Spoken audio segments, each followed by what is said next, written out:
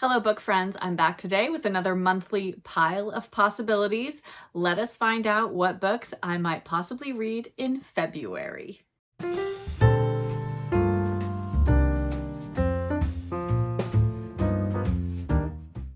Hello, I'm Jen, and welcome back to my reading life, and welcome to another pile of possibilities video.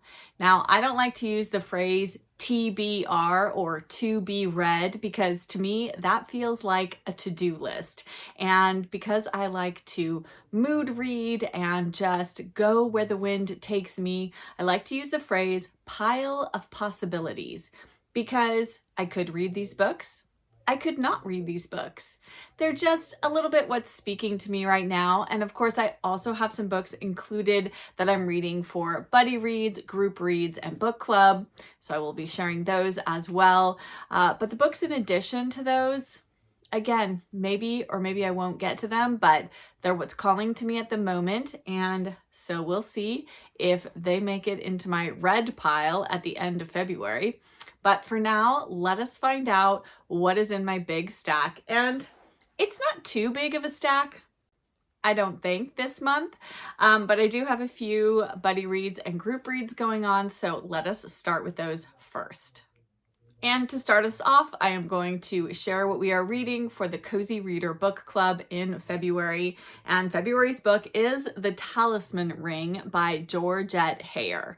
And we picked this because it's a little bit romance, a little bit mystery, seemed good for the month of February. And I love Georgette Heyer, both her Regency romances and her mysteries. So this sounds a bit like a mashup of the two. We have an impetuous young lady and a fugitive nobleman. Spirited Eustace stumbles into a band of smugglers, and she's delighted to be having an adventure at last. Their leader, young heir Ludovic Lavenham, is in hiding, falsely accused of murder. Pursued by the law, Eustace and Ludovic find refuge at an unassuming country inn. Then we have the resourceful Miss Sarah Thane and the clear-thinking Sir Tristram Shield gamely endeavor to prevent Ludovic's arrest and Eustace's ruin as the four conspire to recover the missing talisman ring that will clear Ludovic's name. Well, that sounds very fun. Something about it kind of reminds me of the Scarlet Pimpernel, at least the description of it does. And I very much liked the sort of adventurous swashbucklingness of that book, which also has some romance in it. So I'm hoping this might be kind of a similar read-alike to that, but very much looking forward to this one. Next up is a book I'm actually going to be reading over February and March, and I'm buddy reading this with my lovely friends Beth and Barbara. They invited me to join them for a read-along of Far from the Madding Crowd by Thomas Hardy. Now, I have a confession to make. I have never read Thomas Hardy. I'm not sure how I got through getting an English degree without ever reading him, but that is the truth. And I've meant to read him, and I just never had. So I'm so excited they invited me to join them because I'm hoping that a buddy read will be a perfect way to experience my first novel by Hardy. And in this, I love the main character in Far from the Madding Crowd, Bathsheba Everdeen. What a fantastic name. She's a proud working woman whose life is complicated by three different men. Respectable farmer Boldwood, seductive Sergeant Troy, and devoted Gabriel, making her the object of scandal and betrayal.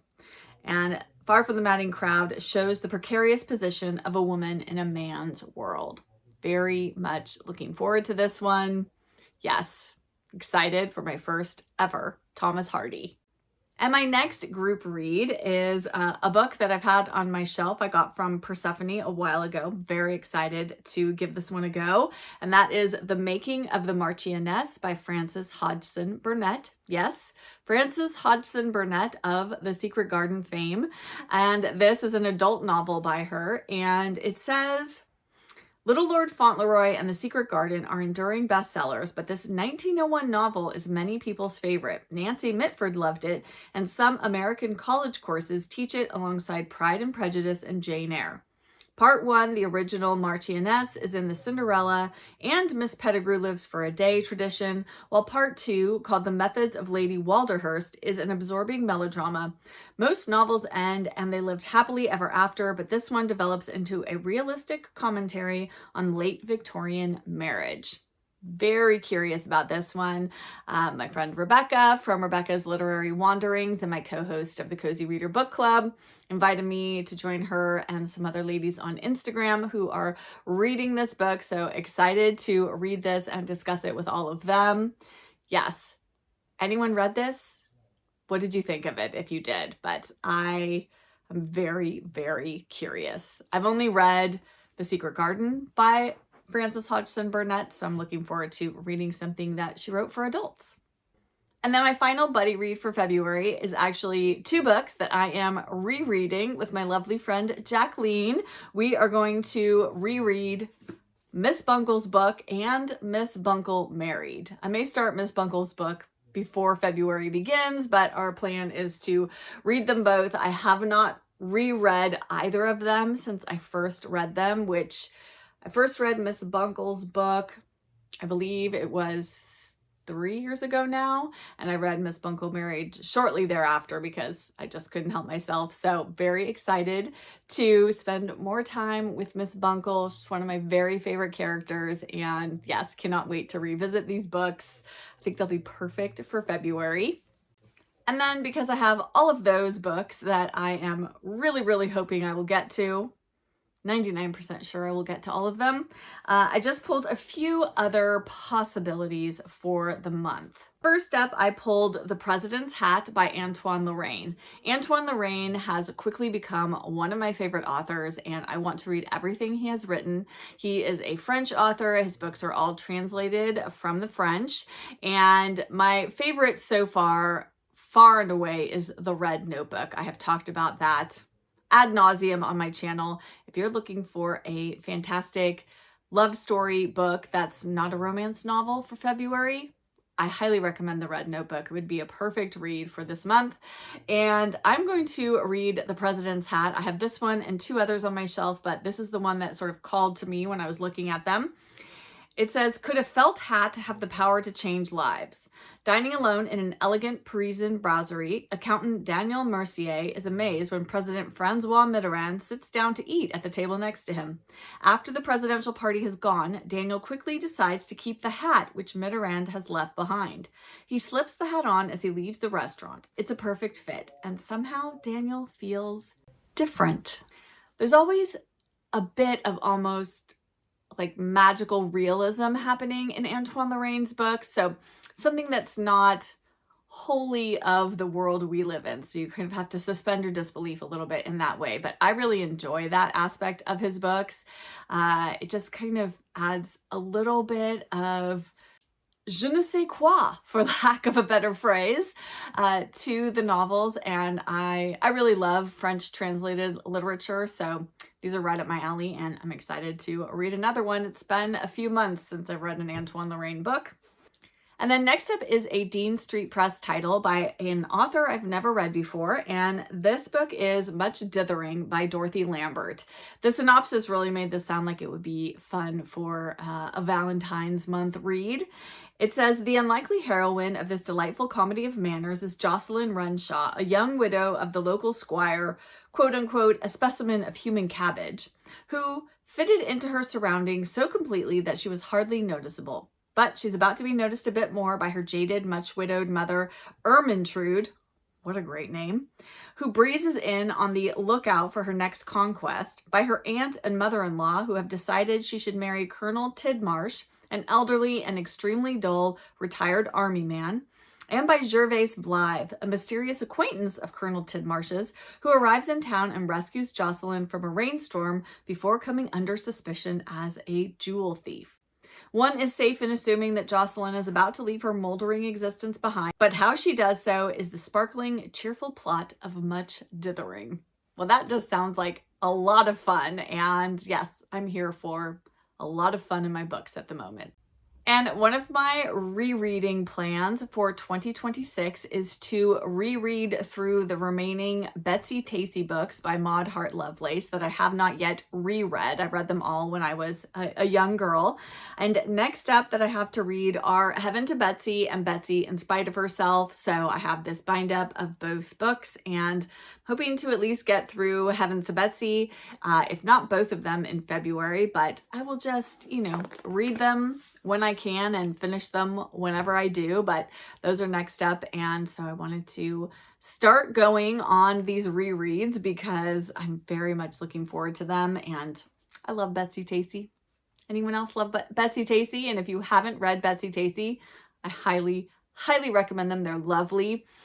The books are done in an interesting way because the writing style gets more complex as the characters themselves age. So you could really start reading this along with Betsy and Tacy when you're very, very young, like 5, 6, 7 years old.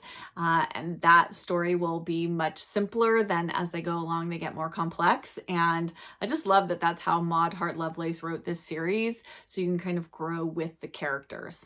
What is more charming and delightful than that? And then my final pick for my February pile of possibilities is a book by an author that I want to read much, much more of in 2026. I have only so far read 2 books by this author, and I love her already. I know she's going to be a new favorite, but I want to continue on with the first of her series that I have started, which is the Fairacre series by Miss Reed. And so I have pulled Village Diary, which is book 2 in the series. So I am going to hopefully read this in February. If I don't start it sooner, because I'm really feeling drawn to this right now, but I'll try to hold off till February, but no guarantees. But yes, I definitely want to read through as much of the Fairacre series as I can in 2026 and then move on to Thrush Green.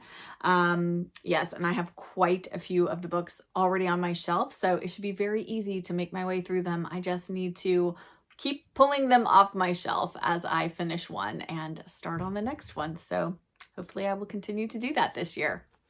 Now, I talked about in my 2026 reading plans video that every month I'm going to pull a few types of books to put in my pile of possibilities. And so I just wanted to go through that list and match the book that I have shared with the category that I had planned to put onto my pile of possibilities. I'm trying to be better about this because I have a tendency to come up with these ideas and then completely forget about them. So this is me holding myself a little bit accountable for that. So I have 5 categories of books that I want to have on my pile of possibility every month this year. So first up is a mystery, and I'm actually counting the Georgette Hare book as my mystery. And I know it's not a full mystery, but it is a mystery. And I also may just pick up another mystery on audiobook as well. I am working my way through the Inspector Allen mysteries by Nio Marsh. I am at the moment listening to book 2, which is Enter a Murderer, and I may just move on right away to book 3, which is The Nursing Home Murder. So yes, I may just keep continuing on with that. And I may also listen to an Agatha Christie audiobook because I'm trying to finish up the remaining Agatha Christie books that I have not read this year. So making progress on those. So while they're not here specifically in my piles of possibilities, audiobooks are just, I kind of pick up what I'm in the mood for, and I do love mysteries on audio. So I will probably lean into that a little bit this year. And then the next category that I am wanting to have in my pile of possibility is a classic. And I think I have a few things here that would qualify, but most certainly Far from the Madding Crowd by Thomas Hardy counts as a classic. So we'll count that one for that category. Then, of course, I want to have a Dean Street Press title and a Persephone title on my pile of possibilities every month. So check and check. And then finally, I want to have a comfort read. Well, comfort read. I mean, Just about any of these could count as a comfort read, really. So I think I'm covered in that category. So those are the 5 categories that I want to have on my pile of possibility every month. And I have a book for each. So check, check, check, check, check. And that will do it for my February pile of possibilities video. I would love to chat with you in the comments. What is on your February pile of possibilities stack? Or are you just going to mood read in February? Are you reading any of the books that I've mentioned here? Or have I piqued your interest to read any of the books that I mentioned here? Let us chat all things February reading in the comments below. And if you're here but you don't have anything that you would like to add in the comments, but you'd like to let me know that you were here, well, it is coming up on February, the month of love. So let us leave something red, something heart, something pink, bow, where am I pointing? Bow. Anything you like, red, pink, hearts, all of the Valentine's love. I'm not a huge fan of Valentine's Day, but it is kind of fun to lean into romance in this month a little bit, at least in book form, right? So yes, leave those emojis. I do love seeing them and knowing that you were here, and they really do help my channel, as do, of course, hitting that like button. And now if you wanted to hit that hype button, if you're on the YouTube mobile app, sometimes you have to swipe through from comments over to hypes so you can find that box. But if you do tap that hype button, it does give me some points, and that just allows YouTube to promote my video to more people who are looking to join a cozy bookish community like ours.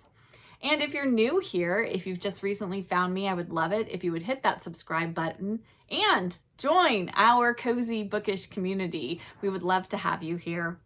And I want to give an extra special thank you to those of you that pushed the super thanks button on my last video. I really do appreciate that bit of extra support. As always, I'll be back with another video very soon. And until then, I wish you a good book and a warm cuppa. Bye.